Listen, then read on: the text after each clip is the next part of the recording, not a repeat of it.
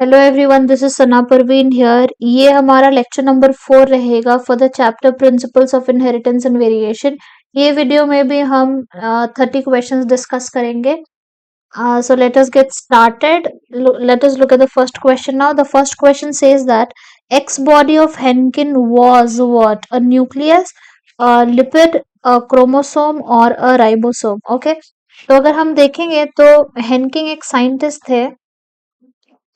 हेनकिंग एक साइंटिस्ट थे। अब ये जो साइंटिस्ट है ना, ये साइंटिस्ट इंसेक्ट्स में स्पर्मेटोजेनेसिस पढ़ रहे थे। स्पर्मेटोजेनेसिस की स्टडी कर रहे थे। ओके, स्पर्मेटोजेनेसिस में उन्होंने ये देखा कि जो 50% स्पर्म्स होते हैं उसमें एक्स बॉडी पाई नहीं जाती है। X body is absent. Okay, और जो 50% ऑफ द क्रोमोसोम्स होते हैं इसमें एक्स बॉडी पाई जाती है, that is x body is present.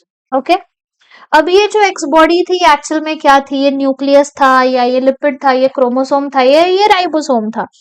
तो बाद में जो साइंटिस्ट आए उन्होंने ये बताया कि जो हेनकिंग की एक्स बॉडी थी that is nothing but x chromosome, that is nothing but x chromosome. Okay, जैसे अगर मैं एग्जांपल्स लेके बताऊं ह्यूमंस के केस में, ह्यूमंस मेल के केस में, क्योंकि हम स्पर्म्स के बारे में बात कर रहे हैं, ह्यूमन मेल्स के केस में जो 50% ऑफ द स्पर्म्स होते हैं, 50% ऑफ द स्पर्म्स होते हैं ये एक्स टाइप होते हैं, मतलब इसमें एक्स क्रोमोसोम प्रेजेंट होता है। और जो 50% ऑफ द स्पर्म्स होते हैं इसमें एक्स क्रोमोसोम एब्सेंट होता है, इसमें वाई क्रोमोसोम प्रेजेंट होता है। यस और नो? ओके, तो इसी तरीके से हम यहाँ पे ये बता रहे हैं कि हेनकिंग ने इंसेक्ट्स में स्पर्मेटोजेनेसिस को स्टडी किया था। उन्होंने ये बोला था कि 50% स्पर्म्स में एक्स क्रोमोसोम होता है और 50% स्पर्म्स में एक्स क्रोमोसोम नहीं होता है। The answer here is going to be X body was nothing but option number C, that is the X chromosome. Where is my pen? हाँ, yes, here. So X chromosome. Fine. Next question. X chromosome is used in the determination of sex. Therefore, it is known as. अगर हम humans के case में देखें, humans के case में देखो तो ह्यूमंस में ना 23 पेयर्स ऑफ क्रोमोसोम होते हैं। 23 पेयर्स ऑफ क्रोमोसोम। ओके, इसमें जो 22 पेयर्स होते हैं, 22 पेयर्स ऑफ क्रोमोसोम, इनको हम बोलते हैं ऑटोसोम्स। इनको हम बोलते हैं ऑटोसोम्स, और ये सेक्स डिटर्मिनेशन में पार्टिसिपेट नहीं करते हैं। जो 23rd पेयर ऑफ क्रोमोसोम होता है, 23rd पेयर ऑफ क्रोमोसोम जो होता है इसको हम बोलते हैं सेक्स क्रोमोसोम। सेक्स क्रोमोसोम है क्योंकि ये क्या करेगा? इंडिविजुअल का सेक्स डिटरमाइन करेगा। अगर जो 23rd पेयर ऑफ क्रोमोसोम है अगर ये XX होगा तो जो गर्ल है जो बेबी है वो गर्ल होगी। और अगर 23rd pair of chromosome XY होगा तो जो बेबी होगा वो बॉय होगा। ओके, तो ये डिपेंड कर रहा है एक्स क्रोमोसोम के ऊपर। जैसे कि गर्ल में यहाँ पे XX है तो गर्ल है, और यहाँ पे XY है तो बॉय हो जाएगा। तो जो एक्स क्रोमोसोम है ये सेक्स को डिटरमाइन करने में मदद करता है, इसीलिए इसको हम बोलते हैं sex chromosome. Okay, next question, which type of sex determination is found in grass hoppers? Grass hoppers में किस टाइप का सेक्स डिटर्मिनेशन हमको देखने के लिए मिलता है? ओके, तो ग्रास हॉपर के बारे में बात की गई है तो मैं आपको यहाँ पे ये बता देती हूँ कि जो ग्रास हॉपर में मैं इसके बाद में आपको एक टेबल दिखाऊंगी, वो आपको लर्न करना पड़ेगा, then you will be able to answer all the other questions. Okay, तो यहाँ पे अगर हम देखेंगे तो स्पेसिफिकली जो एनसीईआरटी में मेंशन है ग्रास हॉपर के लिए, इनके सेक्स डिटर्मिनेशन में जो टाइप होता है, जो मैकेनिज्म होता है वो एक्स नॉट मैकेनिज्म होता है। एक्स नॉट मैकेनिज्म होता है, जहां पे जो मेल्स होते हैं ये एक्स नॉट या एक्स जीरो होते हैं, जिसको हम हेटेरोगैमेटिक बोलते हैं, क्योंकि यहाँ पे दो टाइप के गैमीट्स बनेंगे। यस और नो? एक्स अलग हो जाएगा और ये जीरो अलग हो जाएगा।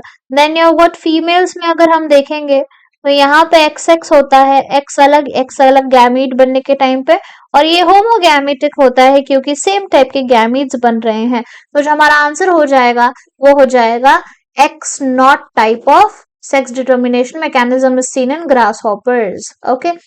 Yes, this is the table that I was talking about. X naught mechanism किसके लिए है? मेल्स में X0 है, फीमेल्स में XX है. Example for many insects like grasshopper. Then the next one is XY mechanism, जिसमें मेल है ये XY है, फीमेल XX है. तो इसमें जो एग्जाम्पल्स होंगे वो होंगे humans and Drosophila. So you'll have to learn this. और ZZZW मैकेनिज्म में हम ये देखते हैं कि जो ZZ है ये होमोगैमेटिक है और जो ZY है हेट्रोगैमेटिक है. मेल होमोगैमेटिक होते हैं, फीमेल्स हेट्रोगैमेटिक होते हैं. एग्जाम्पल्स इनका हो जाता है birds. Okay, next question. In the number of insects and mammals, the type of sex determination is mammals. और insects में कौन सा टाइप का sex determination होता है? तो mammals से आप आसानी से आंसर कर सकते हो. mammals में फॉर एग्जाम्पल ह्यूमंस में अगर हम देखें तो XY टाइप का सेक्स डिटर्मिनेशन मैकेनिज्म हमको देखने मिलता है. तो आंसर हमारा हो जाएगा XY type of sex determination. So you can see here humans and insects they follow XY type of mechanism. Next question, male is homogametic in. male जो है ये homogametic किस में होते हैं? ड्रोसोफिला, ह्यूमंस, फाउल और ऑल ऑफ दीज. अगर हम वो तीनों मैकेनिज्म को वापस से देखेंगे तो X नॉट, ये जो X नॉट है ये मेल है, तो इसमें हो जाता है ये हो जाता है हेटेरोगैमेटिक. ओके, इसका एग्जाम्पल क्या है? इसका एग्जाम्पल है insects like grasshopper. Then the second one is XY type of mechanism. इसमें जो मेल्स होते हैं वो XY टाइप के हैं, तो अगेन हेट्रोगैमेटिक हो जाएंगे. इसमें जो एग्जाम्पल्स होता है that is some insects like drosophila and humans.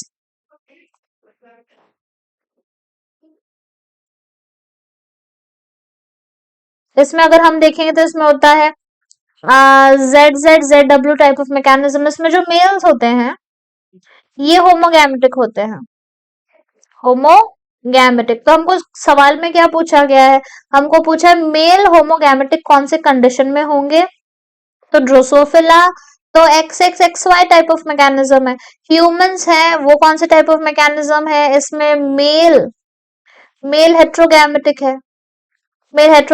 है. ह्यूमंस में भी मेल हेट्रोगैमेटिक होते हैं.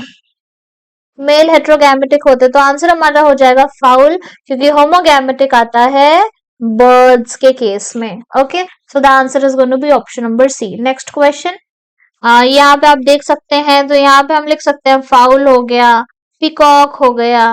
ओके, तो ये सब में मेल होमोगैमेटिक हो जाएंगे. How many chromosomes are present in human males? Human males में क्या क्रोमोसोम्स हो सकते हैं? मैंने आपको पहले ही बताया, जो क्रोमोसोम्स होते हैं इसको हम इसमें हम दो कैटेगरीज बना सकते हैं. एक तो है ऑटोसोम्स और दूसरा है सेक्स क्रोमोसोम. ओके, तो जो ऑटोसोम्स है वो ट्विन टू पेयर्स होते हैं, और क्योंकि हमको सवाल में ह्यूमन मेल पूछा गया है तो ये हो जाएगा हमारा XY. तो आंसर क्या हो जाएगा? आंसर हो जाएगा option C, that is twenty two pairs plus X and Y. Next, ये फिगर में क्या रिप्रेजेंट कर रहे हैं? ये आप देख सकते हैं, ये फिगर में डायग्राम में क्या रिप्रेजेंट कर रहे हैं? ये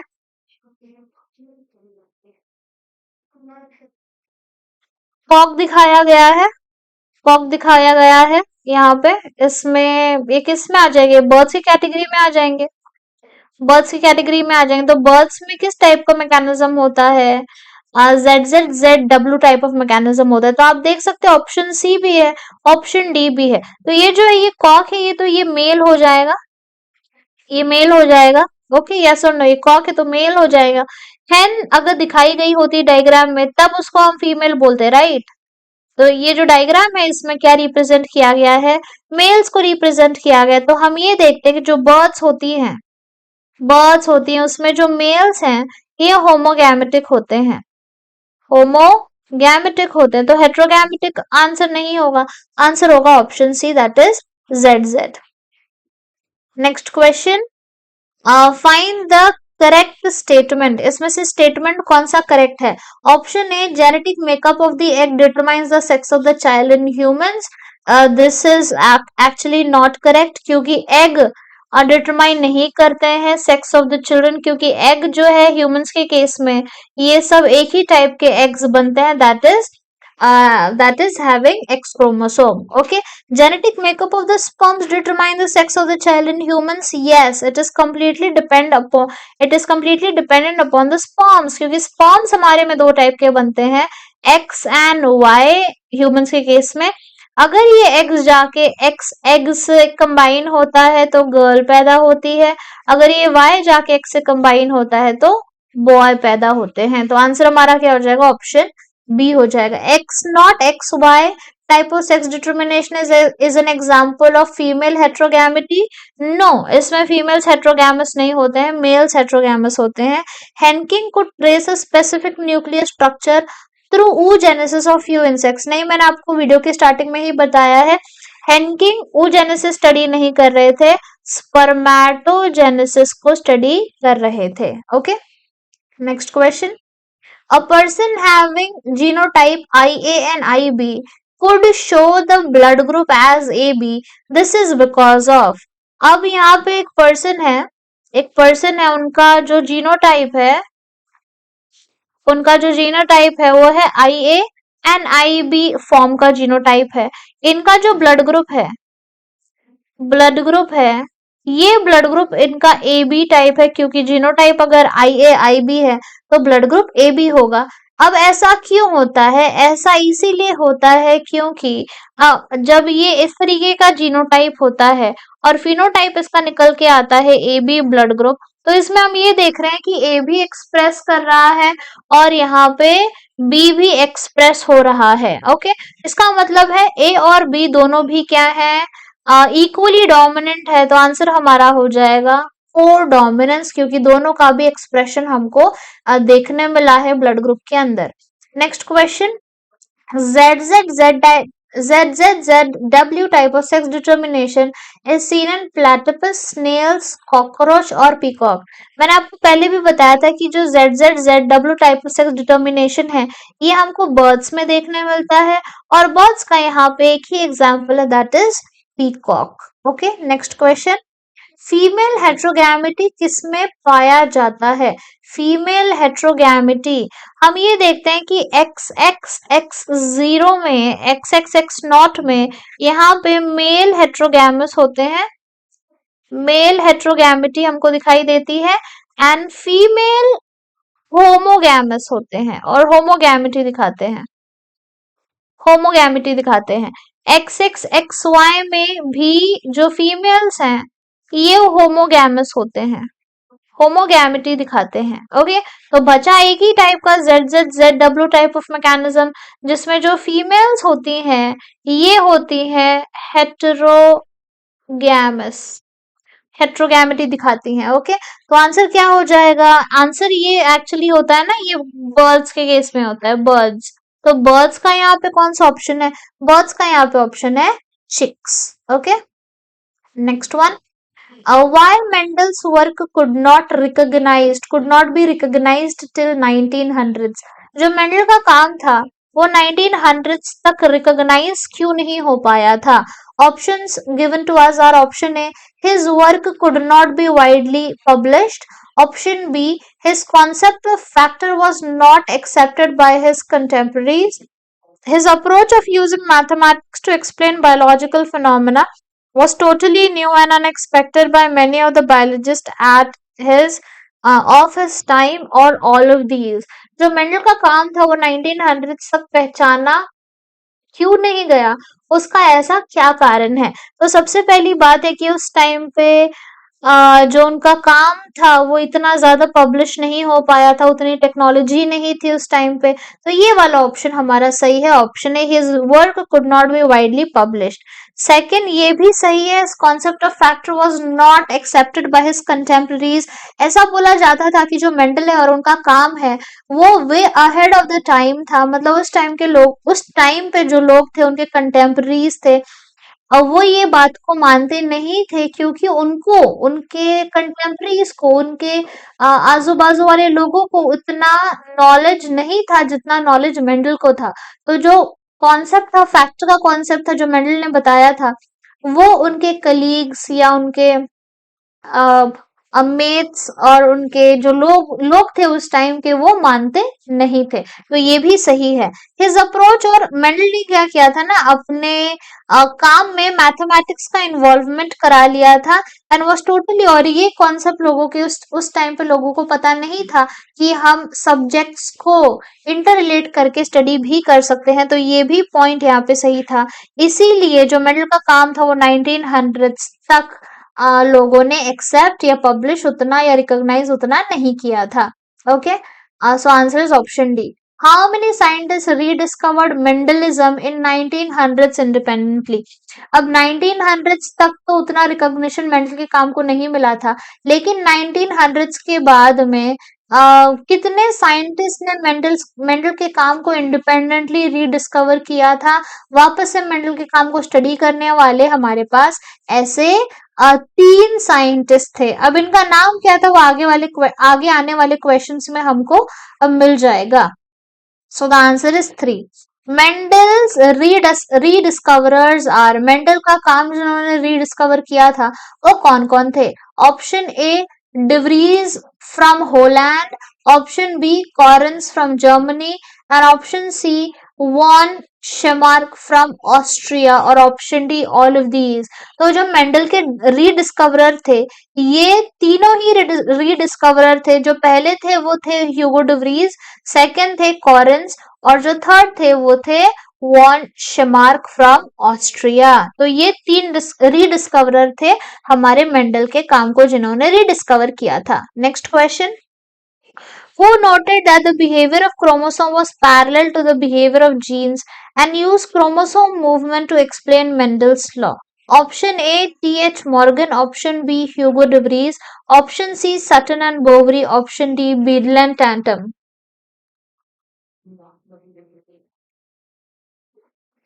ओके, तो आंसर यहाँ पे क्या हो जाएगा? आंसर हो जाएगा हमारा सटन एंड बोवरी। ये जो कॉन्सेप्ट है that is chromosomal theory of inheritance का ये कॉन्सेप्ट रहेगा कि जैसे क्रोमोसोम बिहेव करते हैं उसी तरीके से जीन्स भी बिहेव करते हैं। अभी हमको इसको मैच करना है। Which of the below column A and B represents genes and a chromosome? मतलब जो ए कैरेक्टर्स हमको गिवन है ये जीन्स के बारे में है या क्रोमोसोम के बारे में है, और जो बी कैरेक्टर है क्या ये जीन के बारे में है या क्रोमोसोम के बारे में है? मतलब ए जीन है या क्रोमोसोम है, बी जीन है या क्रोमोसोम है। तो सबसे पहला पॉइंट ये है कि अकर्स इन पेयर्स। अब यहाँ से तो हम डिफरेंशिएट नहीं कर पाएंगे क्योंकि जीन्स और क्रोमोसोम दोनों क्या करते हैं? पेयर में एग्जिस्ट करते हैं। Okay, so both of them exist in pair, segregate at the time of gamete formation, so such that only one pair of each is transmitted to the gamete। अब यहाँ से भी हम डिफरेंशिएट नहीं कर पाएंगे। Option C independent pair separate independently of each other, one pair separate independently of another pair। सो यहाँ से हम डिफरेंशिएट कर पाएंगे क्योंकि ऊपर के जो दोनों पॉइंट्स थे वो तो सेम थे। Independent pairs segregate independently of each other, ये जो प्रॉपर्टी है ये जीन की प्रॉपर्टी है, और यहाँ पे अगर हम ये प्रॉपर्टी देखेंगे तो ये क्रोमोसोम की प्रॉपर्टी हो जाती है। ओके, तो जो हमारा ए कॉलम में लिखा है ये जीन्स के बारे में लिखा है, और जो बी कॉलम में लिखा है ये क्रोमोसोम के बारे में लिखा है। Again this is from chromosomal theory of inheritance. Next, Which of the following diagram represents independent assortment? Independent assortment इस diagram में से क्या represent कर रहा है? Option A only, B only, option C both A and B, and option D none of these. Independent assortment इसमें से कौन सा diagram represent कर रहा है? ओके तो आप यहाँ पे देख सकते हैं जो मियोसिस 1 है उसका यहाँ पे एनाफेज दिखाया है. Meiosis 1 anaphase is shown here. Meiosis 2 anaphase, meiosis 2 anaphase. और जर्म सेल पे जो क्रोमोसोम है ये इंडिपेंडेंटली असॉर्ट हो चुके हैं इररिस्पेक्टिव ऑफ द पेयर्स. पहले ये पेयर्स में प्रेजेंट थे लेकिन गैमीट फॉर्मेशन के टाइम पे ये जो पेयर्स है ये जो पेयर्स है ये टूट जाते हैं. Okay fine. Option A only, option B only, option C both A and B, और option D none of these. तो यहाँ पे हम देख रहे ये हैं कि ये जो ये वाला पार्ट है इसको मैं कलर कोड कर देती हूँ. ये वाला जो पार्ट है फर्स्ट वाला, ये पार्ट इंडिपेंडेंटली यहाँ पे असॉर्ट होके आ चुका है. ओके ये इसका पैर था, ये इसका पैर था, ये भी अलग जर्म सेल के अंदर चला गया तो ये हमको इंडिपेंडेंट असॉर्टमेंट दिखा रहा है. यस और नो. यहाँ पे ये इसका ये यहाँ पे क्रोमोसोम्स थे ये इंडिपेंडेंटली क्या हो जाते हैं, सेपरेट हो जाते हैं. यहाँ पे ये क्रोमोसोम प्रेजेंट थे ये भी क्या हो गए, इंडिपेंडेंटली सेपरेट हो गए. और सेम टाइप का यहाँ पे भी हमको दिखाया गया है. तो आंसर हमारा क्या हो जाएगा, ऑप्शन सी. दोनों ही डायग्राम में इंडिपेंडेंट असॉर्टमेंट सेम तरीके से दिखाया गया है. नेक्स्ट आइडेंटिफाई करना है हमको ए and be in the figure. ऐसा हम पहले भी सॉल्व कर चुके हैं. तो ये जो इंसेक्ट्स हमको गिवन है ये ड्रोसोफिला का डायग्राम हमको बताया गया है. हमने पिछले वाले वीडियो में ये देखा था कि जो ड्रोसोफिला होता है उसमें जो मेल पार्टनर होता है वो स्मॉल इन साइज होता है और जो फीमेल पार्टनर होता है वो लार्ज इन साइज होता है. तो आंसर हमारा क्या हो जाएगा, option A is male and B is female. Next, the method for analyzing inheritance pattern of traits in human being is DNA fingerprinting, control cross, pedigree analysis और all of these. Inheritance किस तरीके से होगा, कौन से characters आएंगे, कौन से डिजीजेस आएंगी, तो ये हमको कौन सा मेथड से हमको ये पता चलता है. तो इसका आंसर क्या हो जाएगा, इसका आंसर हो जाएगा हमारा पेडिग्री एनालिसिस. हम पेडिग्री एनालिसिस के ऊपर एक सेपरेट वीडियो लेने वाले हैं जहाँ पे हम ये देखते हैं कि मदर है, फादर है, इनकी मेटिंग हो जाती है, मेटिंग के बाद इनके ऑफस्प्रिंग्स बन जाते हैं. गर्ल फर्स्ट पैदा हुई, सॉरी, देन यहाँ पे बॉय पैदा हुआ, देन यहाँ पे वापस से गर्ल पैदा हुई, देन यहाँ पे वापस से बॉय पैदा हुआ. तो अगर फादर को कुछ बीमारी है तो वो डॉटर में चली जाती है फॉर एग्जाम्पल. ओके इस टाइप के एनालिसिस को inheritance pattern of traits in human beings को जो हम देख रहे हैं ये हो गया हमारा pedigree analysis. Next question, if a colour blind man Mary's a woman who is homozygous for normal color vision, the probability of their son being colorblind is what probability? Okay, तो यहाँ पे हम देख लेते हैं कि क्या क्या मेंशन किया हुआ है. If a colour blind man, जो मैन है वो कलर ब्लाइंड है, कलर ब्लाइंड है. ओके तो इसको हम रिप्रेजेंट कर सकते हैं. फॉर एग्जाम्पल इस तरीके से हमने रिप्रेजेंट कर दिया, ये कलर ब्लाइंड मैन हो जाएगा. Okay who is homozygous for normal colour vision. और जो वुमेन है ये नॉर्मल है, इनका विजन नॉर्मल विजन है तो हम नॉर्मल एक्स लिखेंगे. ओके इसका अगर हम क्रॉस करेंगे तो पेरेंट्स जब गैमीट बनाएंगे तो गैमीट यहाँ पे दो टाइप के बन जाएंगे, यहाँ पे भी गैमीट इस तरीके का बन जाएगा. ओके अब इसको अगर हम प्लॉट कर दें एक्स सी एन वाई, यहाँ पे जो गर्ल होगी वो इस तरीके से हो जाएगा, यहाँ पे भी गर्ल इस तरीके से हो जाएगी, यहाँ पे बॉयज इस तरीके से हो जाएंगे. ओके तो जो हमारा आंसर होगा the probability of the son being colour blind. तो यहाँ पे जो हमको 4 केसेस मिले हैं तो जो डॉटर्स पैदा होंगी वो कैरियर हो जाएंगी for colour blindness. Colour blindness, okay, carrier हो जाएंगी। लेकिन जो बॉयज पैदा हुए हैं ये तो एकदम नॉर्मल पैदा हुए हैं, नॉर्मल बॉयज पैदा हुए हैं, तो जो प्रोबेबिलिटी है कि इनका जो बच्चा होगा वो कलर ब्लाइंड होगा या नहीं होगा, प्रोबेबिलिटी 0% होगी in this particular case which is given. Okay, so you can go through this. If you want the PPTs, you can visit my Telegram channel. वहां पे लिंक ट्री का एक लिंक है, उसको फॉलो करके आप ये PPTs को एक्सेस कर सकते हैं। Next question, a cell at telophase stage is observed by a student in a plant brought from the field. He tells his teacher that this cell is not like other cells at telophase stage. There is no formation of cell plate, and thus the cell is containing more number of nucleus, more number of chromosomes as compared to other dividing cells. This would result in aneuploidy, polyploidy, soma clonal variation और polyteny. Okay, तो यहाँ पे अगर हम देखेंगे तो क्या होता है ना, टीलोफेज, जो सेल डिवीजन होता है, जो हमारा सेल डिवीजन का प्रोसेस होता है, सेल डिवीजन का जो प्रोसेस होता है, इसमें बहुत सारे फेजेस होते हैं, prophase, metaphase, anaphase and telophase. Okay, अब टीलोफेज में क्या हो जाएगा ना, यहाँ पे आपने देखा होगा इस तरीके का स्ट्रक्चर टीलोफेज में बन जाता है, टीलोफेज में इस तरीके का स्ट्रक्चर बन जाता है। ओके, अब हमने क्या करना है ना, इस सेल को यहां से तोड़ना है ताकि दो डॉटर सेल्स बन सके, दो डॉटर सेल्स बन सके। ओके, अगर मैं ह्यूमंस का एग्जांपल ले लूं, now I am trying to explain it to you, humans का एग्जांपल लेंगे तो जब ये यहाँ पे इस तरीके से बीच में डिवीजन हो जाएगा, इसको हम बोलते हैं cytokinesis.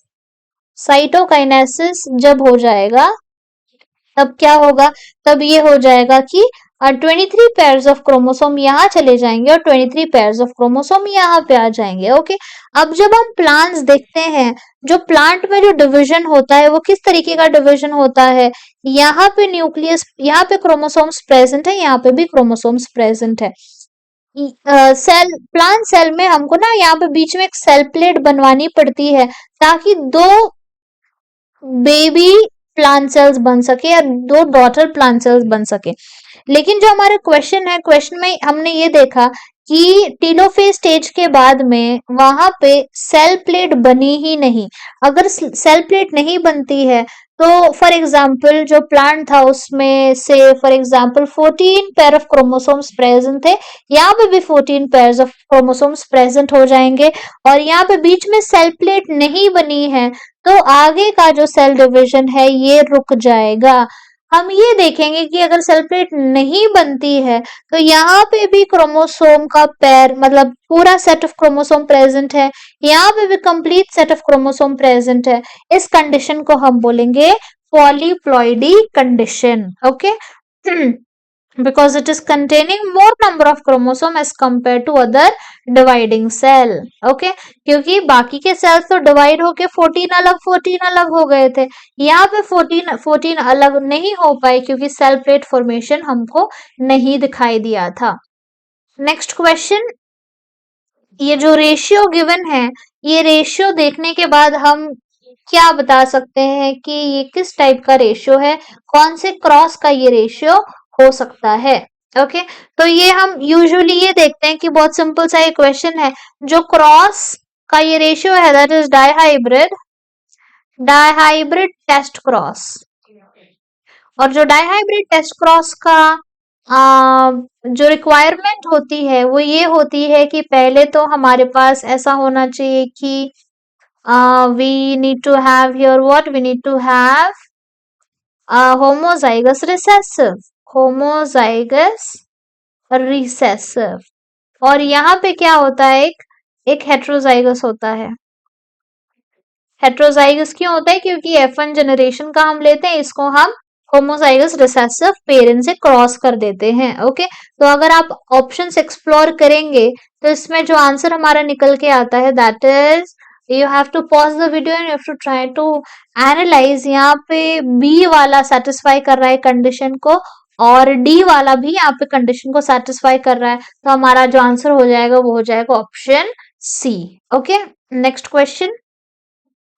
Failure of segregation of chromatids during cell division cycle results in loss or gain of the chromosome, which is called as aneuploidy, polyploidy, trisomy और नलीसोमी। ओके, इसके पहले जो हम क्वेश्चन देख रहे थे उसमें भी हमने ये देखा था कि अगर क्रोमैटिड सेपरेट नहीं होते हैं सेल डिवीजन के टाइम पे, जैसे कि फॉर एग्जांपल ये एक सेल है, ये क्रोमैटिड्स को सेपरेट होना चाहिए था, ये क्रोमैटिड्स को सेपरेट होना चाहिए था, लेकिन ये दोनों क्रोमैटिड सेपरेट ही नहीं हो रहे हैं, पेयर में ही ऑलवेज प्रेजेंट है।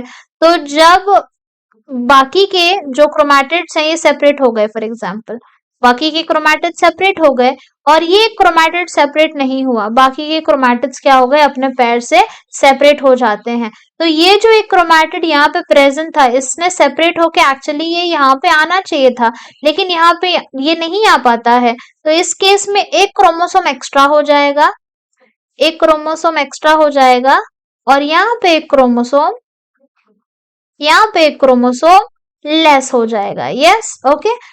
So this condition is called as aneuploidy, results in loss or gain of a chromosome. It is called as aneuploidy condition. Failure of segregation of chromatids during cell division cycle results in gain or loss of chromosome called as aneuploidy. Down syndrome occurs due to the gain in extra copy of, जो down syndrome का जो down syndrome है, जो down syndrome है ये कौन से chromosome से रिलेटेड है, 21st क्रोमोसोम से रिलेटेड है, 21st क्रोमोसोम से रिलेटेड है और इसको हम बोलते हैं trisomy of 21st chromosome. Trisomy,